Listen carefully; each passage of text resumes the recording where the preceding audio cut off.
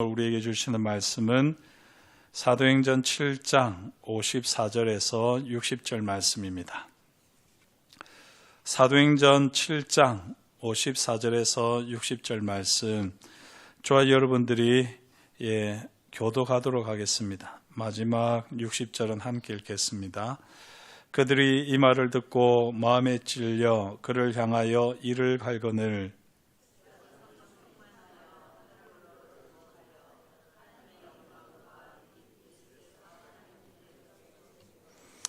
말하되 보라, 하늘이 열리고 인자가 하나님 우편에 서신 것을 보노라 한데,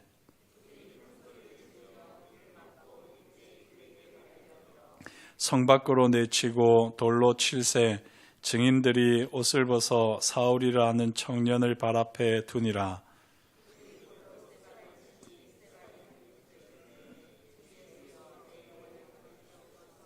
함께 했습니다. 무릎을 꿇고 크게 불러 이르되 주여 이 죄를 그들에게 돌리지 마옵소서, 이 말을 하고 자니라. 아멘. 오늘 사도행전 7장 54절에서 60절 말씀을 가지고 용서로 드러나는 복음의 능력이라는 제목으로 함께 은혜를 나누겠습니다. 이 제목은 우리 구역공과에 나와 있는 제목이고요. 이 수요일 날은 구역공과를 중심으로 해서 구역공과의 본문을 가지고 말씀을 봅니다.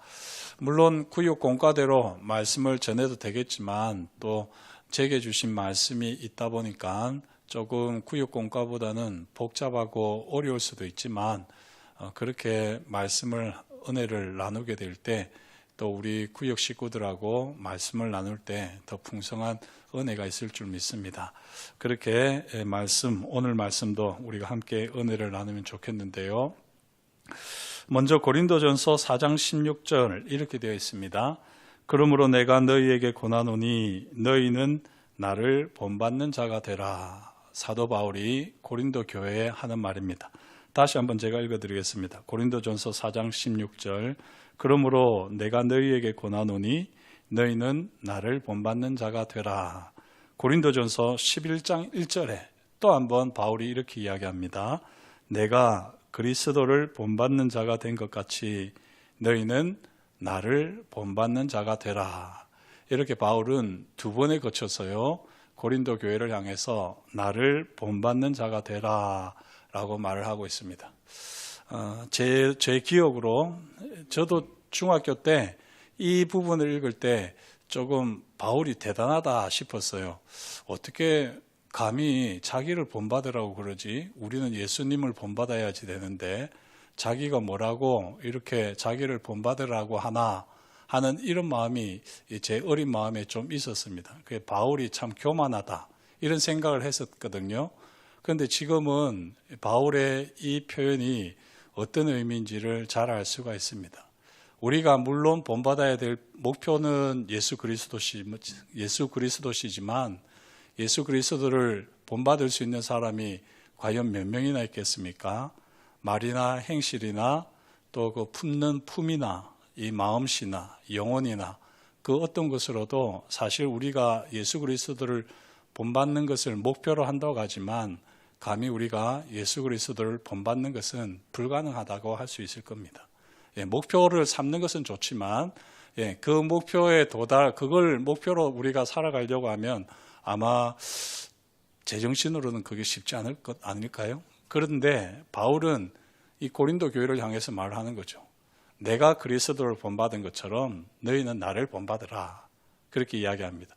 이 말은 본인을 본받으라는 말도 되고요. 내가 그리스도를 본받는 것처럼 너희도 그리스도를 본받으려고 해라. 이렇게 노력하라. 이 말이기도 합니다. 여기는 이중적인 의미가 있는데 최종적인 우리의 목표는 예수 그리스도시겠지만 그 예수 그리스도에 이르기 위해서는 우선은 사도 바울을 본받는 것부터 해야 된다는 거죠. 그렇지 않습니까? 사도 바울도 본받지 못하는 사람이 예수 그리스도를 본받는다는 것은 말이 안 되는 겁니다. 나를 밟고 서라. 어쩌면 바울은 이와 같이 권면하고 있는지도 모르겠습니다. 자, 이 누가복음과 사도행전을 누가 썼습니까? 누가가 썼지요. 이 누가복음과 사도행전을 썼는데요. 예수의 행전인 누가복음과 사도들의 행전인 이 사도행전을 이 누가가 쓰면서 어떤 부분에서 가장 심혈을 기울였을까, 이런 저는 고민도 한 번쯤 해봤습니다. 그런데 아마 누가에게 물어보면 누가 선생님, 누가복음과 사도행전을 쓰면서 어느 부분에 이렇게 심혈을 기울였습니까? 라고 물어보면 아마 그렇게 대답하실지도 모르겠습니다. 10손가락 깨물어 안 아픈 손가락이 있나? 이렇게 말씀하실지도 모르겠어요. 글을 쓰는 사람이라면 다 하나하나 심혈을 기울여서 쓸 것입니다. 그럼에도 불구하고 이 글을 쓰면은 어느 부분에 정말 영혼을 갈아서 쏟아내는 그런 부분이 있기 마련인데요.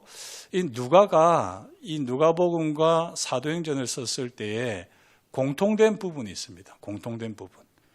그게 뭐냐면 바로 오늘의 말씀입니다. 오늘의 말씀을 보게 되면 사도행전 오늘 말씀이지만 사실은 이와 거의 유사한 이야기가 누가복음에도 나오고 있습니다. 누가 입장에서는요, 예수님께서 십자가에 달려 죽으실 때 강도와 나눈 대화를 제외하고 예수님께서 하신 말씀 두 번의 기도가 있죠. 그 두 번의 기도, 첫 번째 기도는 예수님께서 십자가에 못 박혀 돌아가실 때, 못 박히실 때 드린 기도가 있습니다. 누가복음 23장 34절인데요. 이에 예수께서 이르시되 아버지 저들을 사하여 주옵소서 자기들이 하는 것을 알지 못함이니이다 하시더라. 그들이 그의 옷을 나눠 제비 뽑을세. 여기가 누가복음 23장 34절인데요. 예수님께서 십자가에 못 박히시면서 아버지 저들을 사하여 주옵소서 자기들이 하는 것을 알지 못함이니이다 기도를 드렸습니다. 그리고 두 번째 기도는요, 예수님께서 이제 십자가에서 돌아가시기 전에 그때 두 번째 기도를 드렸는데 누가복음 23장 46절을 보면 예수께서 큰 소리로 불러 이르시되 아버지 내 영혼을 아버지 손에 부탁하나이다 하고 이 말씀을 하신 후 숨지시니라. 이와 같이 누가복음에서 예수님의 행전을 기록하면서 이 부분을 아주 유심히 또 이렇게 잘 기록을 했는데요. 이 두 번의 기도가 사실 오늘 스데반 집사님이 인종하실 때 드리는 기도와 같습니다. 오늘 59절을 보면 어떻게 기도하십니까? 주 예수여 내 영혼을 받으시옵소서 기도하지요. 그리고 60절에서는 주여 이 죄를 그들에게 돌리지 마옵소서. 모르긴 해도 이 똑같은 예수님의 행전에서나 이 사도행전에서나 똑같은 장면이 등장하는 이 부분을 모르긴 해도 이 누가 선생님은 아마 심혈을 기울여서 쓰지 않았을까, 저는 그런 마음이 듭니다. 이 예수님의 기도와 스데반의 기도는요 거의 같은 내용과 의미인데요. 하지만 이 두 기도를 우리가 조금 더 꼼꼼하게 비교하고 묵상을 해보면 더 깊은 의미를 깨달을 수가 있습니다. 그래서 오늘은 이 예수님의 기도와 스데반의 기도를 비교하면서 우리는 누구를 본받을 수 있을까? 그걸 이제 함께 생각해 보려고 하는 것입니다. 먼저 예수님의 기도와 스데반의 기도를 비교해 보면 순서가 같습니까? 다릅니까? 예수님께서 하셨던 기도는 어떻게 되죠? 아버지여 저들을 사하여 주옵소서 자기들이 하는 것을 알지 못함이니이다 기도하고 이어서 아버지 내 영혼을 아버지 손에 부탁하나이다 기도했습니다. 하지만요 스데반 집사님은 주 예수여 내 영혼을 받으시옵소서 기도하고 이어서 주여 이 죄를 그들에게 돌리지 마옵소서 라고 기도하고 있습니다. 누가복음을 쓴 다음에 아마 사도행전을 썼을 텐데 어쩌면 사도행전을 쓰고 그 사도행전은 뒤에 쓰여졌으니까 어쨌든 뭐 정확하게는 우리가 알 수는 없지만 분명히 무엇을 썼든 간에 아마 의도를 가지고 썼더라면 똑같은 순서로 했을 텐데요. 이 순서가 다르다는 것에서 이 조금 이 의미가 있다는 것입니다. 이 순서의 차이가 있습니다. 왜 이런 순서의 차이가 있을까? 먼저 예수님을 보면 예수님은 십자가에 달려 돌아가시면서 하신 기도니까 이 순서가 바뀔 이유는 없습니다. 예수님께서 십자가에 못 박히셨을 때가 몇 시경일까요? 오전 9시경입니다. 오전 9시경에 이제 십자가에 못 박히십니다. 그렇게 못 박히실 때 예수님께서는 아버지 저들을 사하여 주옵소서 자기들이 하는 것을 알지 못함이니이다 라고 기도하셨던 것입니다. 그러면서요 또 이제 이 예수님께서 돌아가실 때는 언제 쉬었습니까? 오후 3시경입니다. 이 6시간 만에 돌아가시거든요. 9시에 못 박히셔서 이제 오후 3시경에 이렇게 돌아가시는데 이 오후 3시경 돌아가시기 전에 예수님께서 아버지 내 영혼을 아버지 손에 부탁하나이다 라고 기도하셨다는 겁니다. 누가가 기록할 때 이 순서를 바꿀 수는 없죠. 왜냐하면 예수님이 그렇게 십자가에 달려 돌아가셨으니까. 자, 그렇다면 스데반의 기도도 이와 같이 순서를 따를 수도 있었을 텐데 오늘 순서를 보면 예수님의 기도와는 순서가 다르다는 거죠. 왜 이럴까? 한 번쯤 생각을 해보셨나요? 한번 지금 스데반이 임종하기 전에 어떤 일이 있는지 이 사도행전 7장을 보면요. 스데반이 공회에 잡히게 됩니다. 그 공회에 잡혀가지고 대제사장과 공회원들 앞에서요. 긴 연설을 합니다. 쉽게 말씀드리면 설교를 하는 것이죠. 그 설교를 하면서 3가지를 이야기하는데요. 너희는 할례를 받지만 할례가 아니라 세례를 받아야 된다. 쉽게 얘기하면 육체의 할례가 아니라 마음의 할례를 받아야 된다. 너희는 성전을 중심으로 신앙생활하지만 이 성전도 하나님이 폐하셨다. 성전이 중요한 것이 아니다. 라고 말을 하는 것입니다. 그리고 또 하나가 이제 율법인데요. 율법을 가지고는 우리가 하나님을 기쁘게 드릴 수가 없다. 율법이 아니라 예수 그리스도의 복음이다. 라고 이렇게 이야기를 하거든요. 이 3가지를 이야기할 때에 결국은 이 대제사장과 이 공회에 있었던 사람들, 공회원들이 이 성을 내는 것이죠. 그렇게 스데반을 향해서 울그락불그락 하면서 고함을 지르면서 성을 내는데 그때에 그 공회원들의 대제사장과 함께 있는 그 공회원들의 성난 소리, 그 목소리, 그 차가운 기운, 냉랭한 기운 그런 것을 압도하는 이 신령한 경험을 스데반이 했던 거 아닙니까? 그게 오늘 말씀 55절이거든요. 스데반이 성령 충만하여 하늘을 우러러 주목하여 하나님의 영광과 민 예수께서 하나님 우편에 서신 것을 보고 이렇게 성난, 지금 이 공회원들, 종교 지도자들을 둘러싸여 있지만 하나님께서 스데반에게 성령 충만하게 하시고 그의 영안이 밝아지면서 하늘문이 열리고 하나님의 영광이 태양빛은 비교화되지 않을 만큼 환하게 비치고 그런 가운데에 주님께서 하나님 보좌 우편에 서 계신 것을 스데반이 보게 되는 것입니다. 그리고 그걸 가지고 이제 스데반이 외치는 거죠.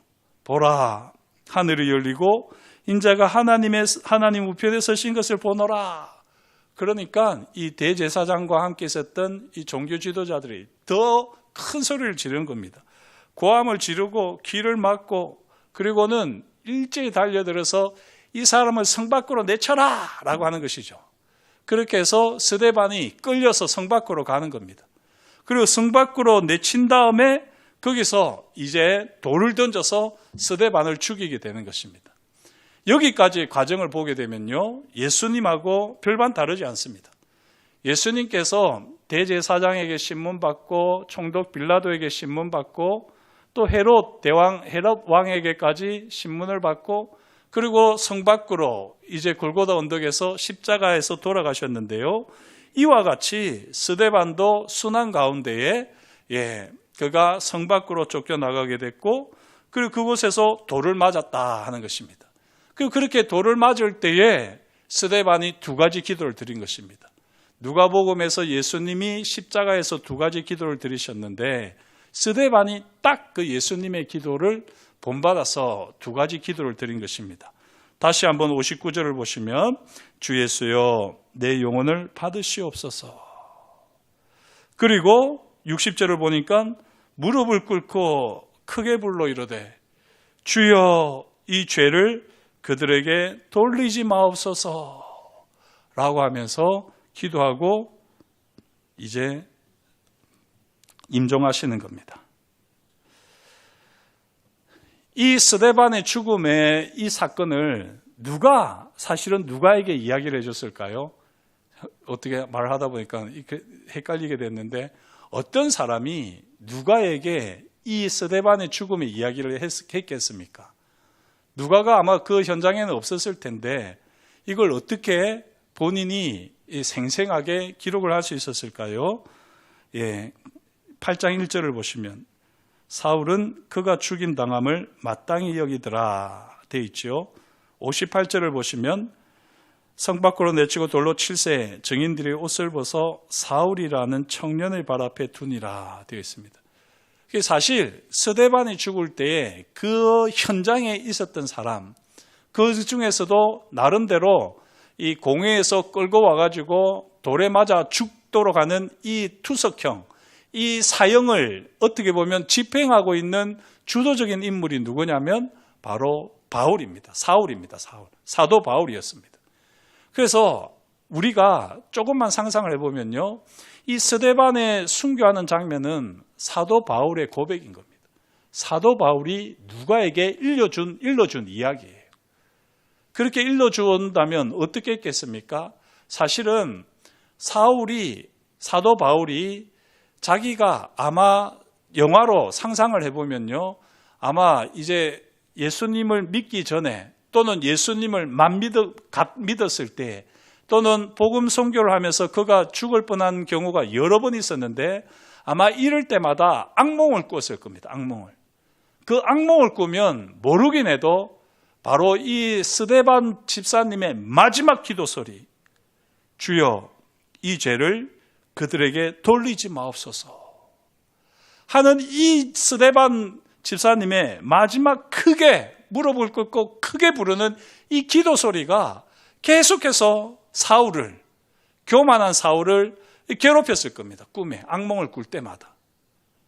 그리고 아마 모르긴 해도 상상을 해보면 베드로가 예수님을 부인했을 때에 닭이 3번 울 때에 사실은 베드로가 닭이 3번 우는 것 때문에 자신이 예수님의 말씀을 기억한 게 아니고요. 누가복음을 보면 그 닭이 3번 울 때 베드로와 예수님의 눈이 마주쳤다고 되어 있어요. 그때에 베드로가 예수님께서 자신에게 했던 말이 생각이 나서 그때 대성통곡을 하게 되거든요. 아마 모르긴 해도요, 이 사도 바울도 스데반 집사님이 죽을 때에 스데반 집사님의 그 눈빛과 사도 바울의 눈빛이 마주쳤을 가능성이 충분히 있습니다. 스데반 집사님이 죽을 때에 그 장면이 가장 영혼에 아로새긴 사람은 사도 바울이었습니다. 그래서 조금만 상상해 보면 사도 바울은 그가 예수님을 만나기 전에도 악몽을 꿀 때는 스데반 집사님의 이 마지막 기도, 주여 이 죄를 그들에게 돌리지 마옵소서 하는 이 목소리가 쩌렁쩌렁 울렸을 거고요. 예수를 감믿게 되었을 때도 여전히 악몽에 시달 때는 이 기도 소리가 있었을 것이고, 바울도 돌에 맞아 선교를 하다가 돌에 맞아 죽을 뻔한 경우가 몇 번 있었는데 그럴 때마다 그 죽어가는 영혼을 흔들어 깨우는 소리가 아마 주여 이 죄를 그들에게 돌리지 마옵소서 라고 하는 스데반 집사님의 기도 소리였을 겁니다. 그 바울의 인생에 있어서 자기를 완전히 이렇게 하나님께 집중하게 하고 예수 그리스도를 경험할 수 있게 했던 사실 그 마음가리, 마음을 새롭게 했던 것은 스데반 집사님의 이 기도, 두 가지 기도였던 것이죠. 그걸 누가 선생님에게, 의사 누가에게 조용히 고백을 한 것 아니겠습니까? 그리고 그게 이렇게 사도행전에 기록으로 남아 있는 것입니다. 자, 이와 같이요, 스데반의 기도와 예수님의 기도는 모든 성도들에게 정말 큰 감동과 큰 도전을 주지만, 그럼에도 불구하고 스데반 집사님의 기도와 예수님의 기도는 차이가 있다는 것입니다. 순서에서 차이가 있었습니다. 그죠? 그리고 순서에서 차이가 있는데요, 이제 이 기도들을 조금 더 우리가 조금 더 정밀하게 살펴보겠습니다. 스데반 집사님의 첫 번째 마지막 기도, 주여 이 죄를 그들에게 돌리지 마옵소서 되어 있습니다. 모르긴 해도 이런 다음에 스데반 집사님도 자기들이 하는 것을 알지 못함이니이다 라고 기도하려고 했을지도 모르겠어요. 그런데 돌에 맞지 않습니까? 그래서 아마 마지막 이 자기들이 하는 것을 알지 못함이니이다 라고 하는 이 말도 하기 전에 스데반 집사님은 돌에 맞아서 정신을 잃고 이제 죽으셨을 가능성이 큽니다. 그래서 예수님을 오롯이 본받고 싶었지만 스데반 집사님은 그렇게 하지 못했던 것이죠. 예수님은 아버지 저들을 사하여 주옵소서, 자기들이 하는 것을 알지 못함이니이다 라고 예수님은 기도하셨습니다. 자, 예수님의 기도, 아버지 저들을 사하여 주옵소서. 스데반의 기도, 주여 이 죄를 그들에게 돌리지 마옵소서. 이 기도는 결은 비슷합니다. 그죠? 결은 용서를 구하는 기도, 결은 비슷한데요, 이 기도 가만히 보시면 이 기도는 차이가 분명히 있습니다. 어떤 차이가 있습니까? 예수님께서는 무엇을 이야기하셨지요? 단어? 용서를 이야기하셨어요. 용서를. 용서하여 주옵소서. 용서하여 주옵소서. 저들을 사하여 주옵소서. 이렇게 되어 있습니다. 사하여 주옵소서. 사하여 달라라고 예수님은 기도하셨습니다. 스데반 집사님도 같은 용서의 기도이긴 한데요, 하지만 스데반 집사님은 뭐라고 했죠? 주여 이 죄를 그들에게 돌리지 마옵소서라고 했습니다. 예수님께서는 마지막 죽음의 순간까지도 죄를 사는 기도를 하셨다면, 스데반 집사님께서는 죄를 그들에게 돌리지 마옵소서라고 기도를 하고 있습니다. 이러면서요, 이 결이 조금 차이가 있다는 것입니다. 이게 참 제가 준비한 대로 말씀을 드리겠습니다. 스데반 집사님은 마지막 순간까지 죄와 싸우고 있는 것입니다. 예수님은 그 죄를 사하여 달라고 하면서 그 수많은 죄인들에게서 죄를 그냥 드러내셨어요. 예수님은 죄를 드러내셨는데, 스데반 집사님은 이 죄를 그들에게 돌리지 마옵소서라고 하지만 그들 앞에 있는 죄를 보고 있는 것입니다. 이해가 되십니까? 이렇게 조금 결이 다른 것입니다. 스데반 집사님은 결코 예수님처럼 죄인들을 용서하지는 못하셨습니다. 다만 무지한 군중들의 죄를 책임져야 하는 무리들이 있음을 스데반 집사님은 잊지 않았던 것입니다. 그래서 이 표현에 보면 저들의 죄를 사하여 달라, 죄를 그들 앞에 두지 마십시오라고 하는 이 스데반 집사님의 기도하고는 조금 결이 다른 것입니다. 예수님께서 철저하게 용서를 위한 죽음이셨지만 스데반 집사님은 복음 증거를 위한 죽음입니다. 우리는 예수님처럼 용서를 위한 죽음, 사실은 꿈꾸기 어렵습니다. 우리가 할 수 있는 것은 스데반 집사님처럼 복음 증거를 위한 죽음, 이것을 우리는 꿈꿀 수 있을 뿐입니다. 자, 이처럼요, 예수님의 기도와 스데반의 기도가 조금 결이 다르다는 것을 볼 수가 있는데, 이 임종 기도를 보면 더 잘 알 수 있습니다. 예수님께서는 어떻게 기도하셨느냐? 아버지, 내 영혼을 아버지 손에 부탁하나이다 라고 기도하셨습니다. 철저한 순종입니다. 반면에요, 스데반 집사님은 주 예수여 내 영혼을 받으시옵소서 라고 기도합니다. 조금 다르지요, 느낌이? 이것은 철저한 맡김입니다. 철저한 순종과 철저한 맡김, 그게 차이가 있느냐, 똑같은 거 아니냐, 이렇게 생각할 수 있는데요. 한번 모르겠어요. 다르게 생각할 수 있으면 다르게 제게 한번 설명해 주시면 좋겠는데, 제가 이 두 가지를 놓고 하나님 앞에서 묵상했을 때 하나님께서 주셨던 것은 이렇습니다. 예수님의 기도에는요, 아버지 하나님의 그 어떤 처분도 따르겠다고 하는 철저함이 고백되어 있습니다. 아버지, 내 영혼을 아버지 손에 부탁하나이다. 그런데 안 그러셔도 어쩔 수 없습니다. 이게 예수님의 기도입니다. 그렇지만요, 스데반의 기도는 어떻습니까? 주 예수여 내 영혼을 받으시옵소서, 이렇게 되어 있습니다. 내 영혼을 받으시옵소서. 안 받으시면 곤란합니다. 이 뉘앙스가 느껴지지 않습니까? 물론 그렇다고 해서 스데반 집사님이 협박을 한 건 아닙니다. 협박은 한 것은 아니지만, 제가 스데반 집사님을 깎아내리려고 하는 게 아니라 예수님이 철저하게 하나님의 계획을 알고 계시고 하나님께서 지금 얼마나 마음 아파하시면서, 그러나 이 모든 인류를 얼마나 사랑하시는지, 이 하나님의 모든 하나님의 헤세드와 하나님의 라함을 다 알고 있는 예수님께서는 그냥 하나님께 아버지 손에 부탁하나이다 라고 철저하게 자신을 그냥 그대로 드리는 것입니다. 순종을 하는 것입니다. 그래서 안 그러셔도, 안 받으셔도 어쩔 수 없다는 거죠. 내가 부탁하는데 아버지 마음대로 하셔도 된다는 겁니다. 하지만 지금 스데반 집사님은 내 영혼을 받으시옵소서. 안 받으시면 곤란합니다. 이걸 조금 더 얘기를 들어보면 이렇게 이야기할 수 있습니다.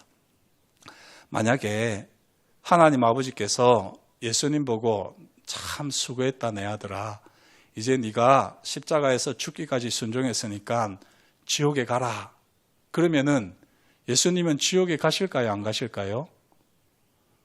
모르죠. 우리는 예수님이 아니니까. 아버지, 내 영혼을 아버지 손에 부탁하나이다. 이 말은 아버지의 손이 나를 지옥에다가 내던지시면 지옥에도 가겠습니다 라고 하는 이 기도입니다. 철저한 순종의 기도입니다. 그래서 물론 우리 사도신경에는 빠졌지만 옛날 사도신경에는 지옥에 내려갔다, 음부에 내려갔다라고 하는 신앙 고백이 녹아 있잖아요. 거기 있었잖아요. 옛날에는. 다른 사도신경, 이전 사도신경에는 그게 있었거든요. 음부에 내려가서 이렇게 되어 있는데, 그건 또 신학적으로 다른 문제이기 때문에 여기서 논할 건 아니지만, 어쨌든 예수님께서 아버지 내 영혼을 아버지 손에 부탁하나이다 할 때는 아버지께서 지옥에 가라, 수고 많이 했다, 지옥에 가라 이러면 지옥에까지 주님은 가시는 분입니다. 그런데 한번 여러분들 어떻습니까? 아이고 내 아들아 수고했다, 지옥에 가라 이러면 여러분들 지옥에 가실 수 있습니까? 못 갑니다. 그렇지 않습니까? 솔직하게 얘기해 보십시오. 여러분 보고 지옥에 가라면 지옥에 가는 거 순종하겠습니까? 지옥 가는 거 순종 무슨 순종이에요? 여기서 조금 가난해져도 벌벌 떠는데, 여기서 무시 좀 당해도 벌벌 떠는데, 지옥 가는 거는 순종 못합니다. 우리는 그렇게 할 수가 없습니다. 스데반의 기도가 그런 것이라는 겁니다. 주 예수여 내 영혼을 받으시옵소서. 이 말은 나를 책임져 주십시오. 그런데 나를 안 받으시면 곤란합니다. 나 지옥에 가라고 하지 마세요. 이런 말 아니겠습니까? 우리는 예수님만큼 하나님 아버지를 신뢰하지도 못하고요, 신뢰할 수도 없습니다. 우리는 다만 하나님 아버지의 신실하심을 따라서 주 예수 그리스도를 힘입어 구원을 바라고 구할 수밖에 없습니다. 그래서요, 우리가 할 수 있는 기도는 예수님처럼 하는 기도가 아니라 내 영혼을 받으시옵소서. 안 받으시면 곤란합니다. 이렇게 우리가 할 수 있는 것입니다. 오늘 이 스데반의 기도를 통해서요, 우리는 예수님을 닮은 삶이 무엇인지 확실하게 깨닫습니다. 저와 여러분들이 예수님처럼 살 수 없습니다. 예수님처럼 철저한 순종할 수 없습니다. 그렇다고 해서 그걸 하려고 하지 마라. 감히 제가 그렇게 말씀은 드리지 않겠습니다만 우리의 목표는 되어야 되죠. 우리의 목표는 되어야 되지만 우리 중에는 그렇게 예수님처럼 철저한 순종할 수 있는 사람이 없습니다. 아무리 우리가 성령 충만하다고 해도요, 우리는 그럴 수 없습니다. 다만 예수님께서 보여주시는 하나님의 영광을 힘입어서 약속을 따라 헌신을 하는 거죠. 우리의 목표는요, 예수님의 기도가 아니라 스데반의 기도입니다. 주 예수여, 내 영혼을 받으시옵소서. 주여, 이 죄를 그들에게 돌리지 마옵소서. 이 순서가 중요합니다.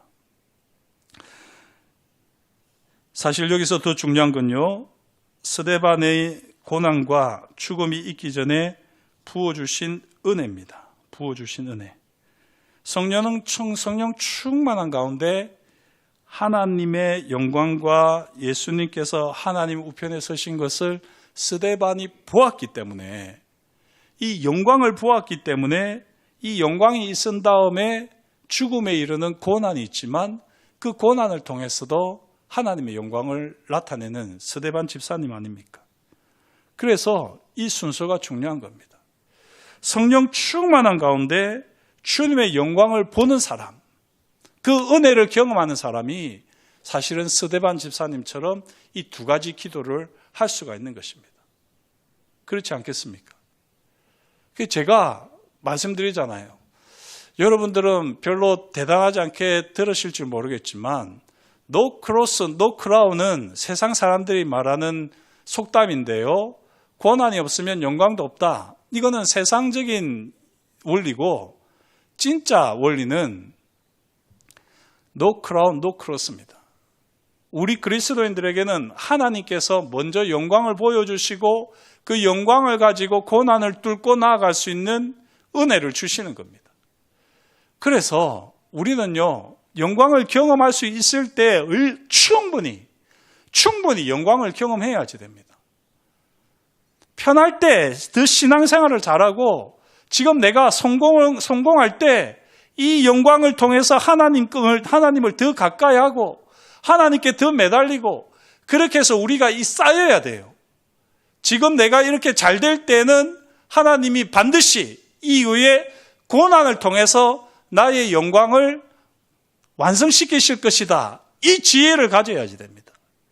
이 지혜 없이 하나님이 은혜 부어주시고 영광을 주시는데 그때 정신 차리지 않고 마음대로 살다가 정작 이제 고난이 오면은 휘청휘청대고는 하나님이 없니 있니 고민하다가 엉망으로 살아가는 사람들이 얼마나 많은지 모릅니다.